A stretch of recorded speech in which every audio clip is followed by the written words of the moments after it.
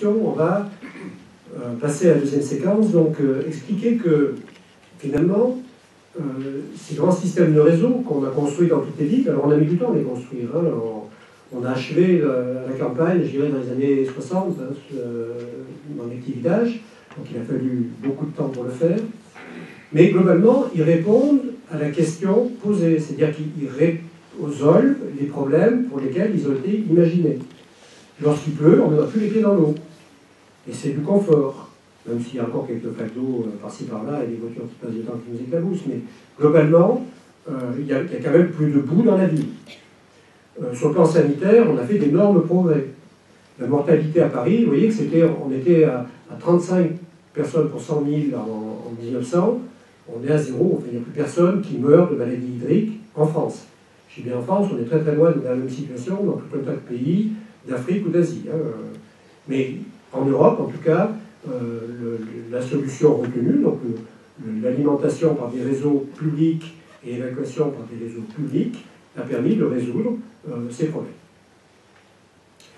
Au prix quand même d'un certain nombre de choses. D'abord, le système de gestion d'eau est un système qui est complètement éclaté.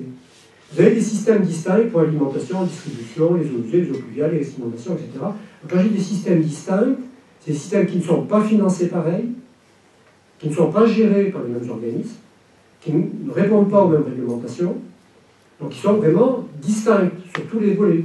Je vais prendre juste un exemple pour bien imager ça. Un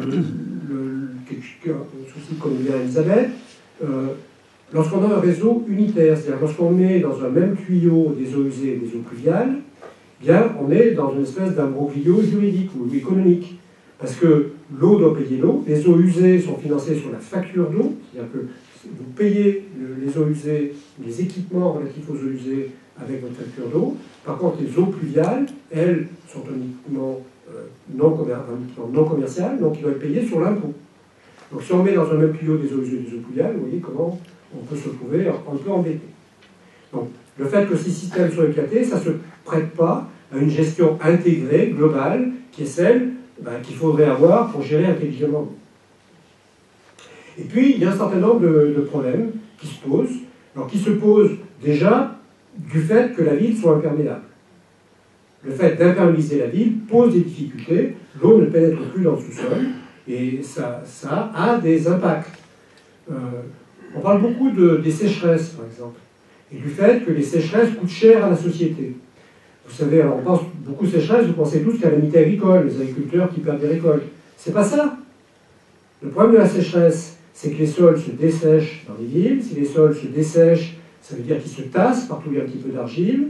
Et s'ils se tassent, ça veut dire que les bâtiments penchent, se fissurent, se dégradent. Et c'est ces dégâts-là qu'il faut rembourser, parce qu'on ne met plus d'eau dans les sols. Le risque d'inondation s'aggrave. Rappelez-vous ce que j'ai dit tout à fait au début, j'ai dit vous en rappelez. La ville, le germe de la ville, c'est le point bas. L'eau, elle est têtue. Alors ça, c'est bien pour les hydrologues, parce qu'il y a moins de choses dont on est sûr, c'est qu'on sait dans quel sens elle va couler. Toujours du haut vers le bas. Donc ça veut dire que tous les quartiers nouveaux des villes que l'on fait produisent de l'eau que l'on renvoie dans le point bas, c'est-à-dire dans le centre-ville, par des tuyaux de plus en plus gros. Et donc quand ces tuyaux débordent, ma foi, ils font beaucoup de dégâts, parce qu'ils débordent là où il ne faudrait pas. Et un réseau d'assainissement, ça a été fait pour gérer les pluies courantes, ça n'a jamais été fait pour gérer des catastrophes. Contrairement à ce qu'on pourrait penser, lorsqu'on parle d'inondations en ville, les inondations proviennent parfois de la campagne, c'est-à-dire que c'est la rivière qui déborde, mais très souvent c'est la ville qui s'inonde elle-même. Si on regarde le fichier des catastrophes naturelles, on se rend compte que 80% des déclarations de catastrophes naturelles en France, c'est des débordements de réseaux d'assainissement. Alors c'est souvent moins catastrophique que peut-être le débordement d'une rivière dans une zone méditerranéenne, hein, quoiqu'il peut y avoir des morts quand même, hein, en particulier parce que les tampons se soulèvent et qu'il y a des gens qui arrivent à passer à travers, c'est une possibilité assez dramatique. Mais en termes financiers, c'est une des sources principales de dépenses du fonds de catastrophes naturelles. Et ça vient d'un élément essentiel à avoir en tête, c'est que de toute façon, on ne peut pas domestiquer l'eau. C'est pas possible. L'eau, c'est un élément naturel. Les débits qui peuvent être générés ou les volumes qui peuvent être générés sont de toute façon très supérieurs à ceux que l'on peut gérer. C'est une idée qu'on doit avoir. Si on maximise tout, hein, le déluge, il peut tomber à peu près 10 fois plus de pluie que les plus gros tuyaux qu'on est capable de faire. Alors on pourrait maximiser les tuyaux, mais ça coûterait beaucoup trop cher. On n'a pas les ressources pour pouvoir se protéger contre des catastrophes. On est dans un monde dans lequel, depuis une trentaine d'années, on fait d'énormes efforts, à la fois en épuration et en réhabilitation du milieu aquatique, pour retrouver une bonne qualité de l'ensemble de nos rivières, de nos cours d'eau. Les résultats ne sont pas flagrants, on a encore beaucoup de difficultés. Ça va être en 2015 le retour au bon état écologique, hein, d'après la réglementation européenne. Alors il y a deux causes principales. La première cause, je l'ai évacuée assez rapidement, c'est l'agriculture, avec en particulier les pesticides. La deuxième cause, c'est les villes. Les villes sont une des causes principales de la dégradation de la qualité du milieu aquatique. Une ville, si vous imaginez que c'est un entonnoir, c'est un entonnoir qui concentre tous les rejets qu'il reçoit en un point unique. Alors la station d'épuration quand ça va bien, qu'il ne pleut pas trop, et puis quelques déversoirs d'orage, dans la plupart des cas, parce que les stations d'épuration ne sont pas capables de traiter la totalité des flux. Les gens boivent de plus en plus d'eau minérale. Ils ont de moins en moins confiance dans la qualité de l'eau du robinet. Alors c'est pas étonnant, parce qu'il y a une méconnaissance totale des circuits d'eau. Le fait d'enterrer l'eau, de la mettre dans des tuyaux, fait qu'elle échappe complètement aux citoyens. Et comme elle échappe totalement aux citoyens, les gens ils ne savent pas comment ça fonctionne. Il y a 50% des Français qui pensent que l'eau du robinet est recyclée à partir des eaux usées qui sortent de la station d'épuration. 50% des Français. Alors, dans la salle, ça en fait beaucoup. Tout le monde trouve que l'eau est trop chère. Tout le monde trouve que les dépenses liées à l'eau sont trop chères. Juste un petit calcul que je fais faire souvent. Vous demandez à votre voisin ou à quelqu'un de creuser un trou sur votre pelouse, de prendre une tonne de terre, de cette tonne de terre, de la monter au 5e étage chez vous, sans ascenseur, de la mettre sur votre balcon, là vous la regardez un moment, après vous dites c'est bon, je l'ai assez vu, tu la redescends, tu rebouches le trou, tu replantes l'herbe. Et je te donne 3 euros. Je ne suis pas sûr que vous avez trouvé beaucoup de clients pour ça. Le système, il est remarquablement efficace, le système de gestion. Pour 3 euros, on a ça. Et le fait de ne pas vouloir payer plus cher fait qu'on a des difficultés à financer des actions qui seraient nécessaires en termes de réhabilitation du milieu aquatique. Et souvent, c'est la barrière d'ajustement. Les maires n'arrivent pas à baisser les impôts parce qu'ils ont des contraintes, donc ils ont à baisser le prix de l'eau. Et souvent, on baisse le prix de l'eau, et là, pour baisser le prix de l'eau, ce que l'on fait, c'est qu'on réhabilite moins de tuyaux tous les ans, et donc là aussi, on donne une dette à nos petits-enfants. Ceci dit, je ne vais pas insister trop longtemps sur ce sujet-là, c'est parfaitement vrai dans les pays en développement. Vous savez que le coût de l'eau en Afrique, c'est à peu près 10 fois plus cher qu'en France. Parce que les moyens de distribution sont beaucoup moins efficaces. Le système est très très compliqué. Alors finalement, il n'est peut-être pas aussi éloigné de ce que voyaient nos grands-pères en 1900. Hein. Donc il y avait des tuyaux partout en ville. Ce n'est pas le point sur lequel je voulais insister, mais c'est comme il est vraiment compliqué, que vous avez vu qu'il y avait différents systèmes de gestion de l'eau, eh bien il n'est pas géré. Il n'est pas géré politiquement, il n'est pas géré par la société, il n'est pas géré par les citoyens, et comme il n'est pas géré, on fait confiance aux techniciens. Vous savez, j'ai formé des ingénieurs pendant longtemps, il y en a beaucoup dans la salle, je ne vais pas dire du mal des ingénieurs. Les ingénieurs font très bien leur métier. Ils résolvent les questions qu'on leur pose. Et si la question est mal posée, ils ne peuvent pas trouver de bonne réponse. C'est d'une simplicité biblique. Donc ça veut dire que si on veut changer les réponses, il faut changer les questions.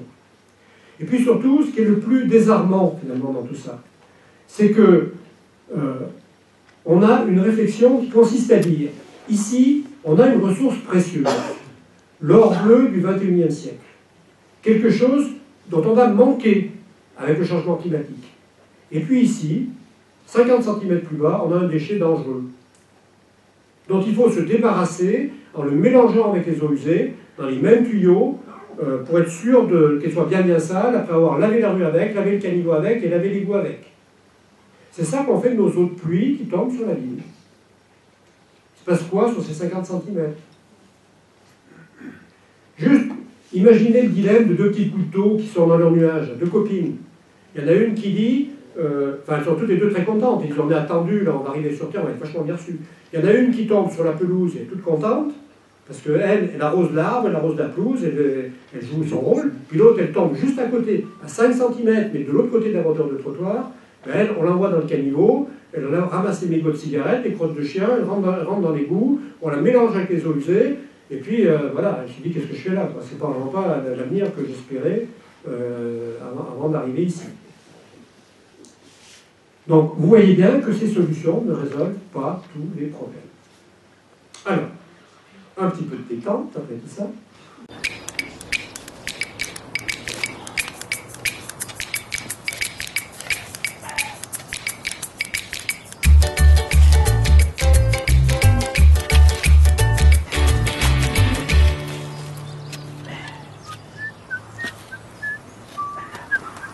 Comment ça va? Bah ça va et vous? Alors, on jardine? Bah ouais, je prépare un peu le sol pour les semis de printemps. Mon pauvre ami. Comme s'il y en avait encore un de sol. Pourquoi vous dites ça?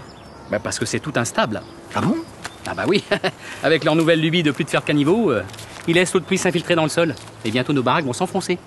Attendez, à la campagne, l'eau de pluie elle s'infiltre bien dans le sol, c'est pas pour autant que les maisons s'enfoncent. Vous allez me faire croire que saturer le sol de flotte, c'est pas dangereux. Non, au contraire, c'est quand le sol est trop sec qui se tasse et que les bâtiments se fissurent. Ouais, et la pollution, hein? Parce que l'eau qui ruisselle, excusez-moi, mais elle est pas bien propre. Elle est polluée quand elle se balade dans les caniveaux, mais s'il s'infiltre à l'endroit où elle est tombée, elle n'a pas le temps d'être salie, en tout cas pas plus que la pluie qui tombe sur votre pelouse. Vous aimez bien avoir réponse à tout, vous, hein? Non, je vous explique qu'il faut pas avoir peur de voir l'eau s'infiltrer, même en ville. Mais elle met des heures à s'infiltrer, votre eau. Vous avez vu quand il pleut ici? C'est un vrai lac. C'est bien la preuve que c'est complètement saturé. Il n'en peut plus, votre sol, il est gavé. Quand il pleut, vous n'allez pas aller pique-niquer dans la pelouse, alors qu'est-ce que ça peut bien vous faire qu'il y a un peu d'eau? Ouais. Aïe, Qu'est-ce qui se passe? rien, je regardais votre maison, là. Qu'est-ce qu'elle a, ma maison? Ben, elle a bougé. Quoi? Ah oui, j'ai bien l'impression. Vous êtes sûr? Mais oui, elle penche. Mais comment ça, elle penche? Bah, elle penche à droite. Mais non, c'est pas possible. Ah mais non, c'est moi qui me trompe. C'est un effet d'optique. C'est à cause de votre haie. Qu'est-ce qu'elle a, ma haie? Bah, elle est pas droite, vous l'avez taillée n'importe comment. Du coup, on a l'impression que votre maison penche. Ah ouais. Très drôle. Allez, je vous taquine. Ouais. Vous savez ce qu'elle vous dit, ma haie? Hein? Vous absorbez pas bien l'humour, vous.